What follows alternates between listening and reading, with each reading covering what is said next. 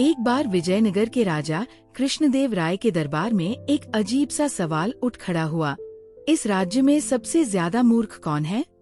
राजा को ये सवाल सुनकर हंसी तो आई, लेकिन सोचने लगे कि मूर्खता की परख कैसे की जाए। दरबारियों ने अलग अलग राय दी, पर कोई भी संतोषजनक जवाब न दे सका। फिर क्या था, तेनालीराम को बुलाया गया। तेनालीराम मुस्कुराए और बोले, महाराज, ये जानने के लिए मुझे 2 दिन का समय चाहिए। राजा ने स्वीकृति दे दी। अगले दिन तेनालीराम बाजार गए और एक गधे के गले में सोने की माला डाल दी। फिर नगर में ये घोषणा करवा दी, जिसने इस मूर्ख गधे को सबसे पहले पहचाना उसे इनाम मिलेगा। अब लोग आते और गधे को देखते ही हंसते, अरे ये तो गधा है। लेकिन तभी वे सोचते, अगर मैं इसे मूर्ख कहूँगा तो कहीं मैं ही मूर्ख न समझा जाऊं, और वे चुपचाप निकल जाते। 2 दिन बाद तेनालीराम दरबार में हाजिर हुए।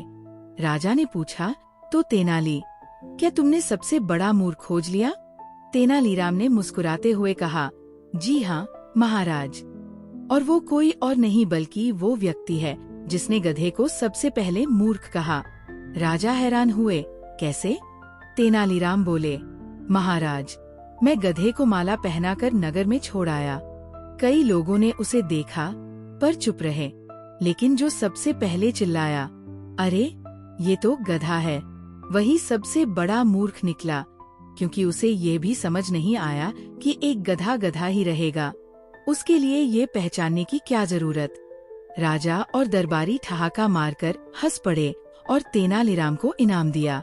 सीख, कई बार हम दूसरों की मूर्खता को साबित करने में इतने लग जाते हैं कि खुद मूर्ख बन बैठते हैं।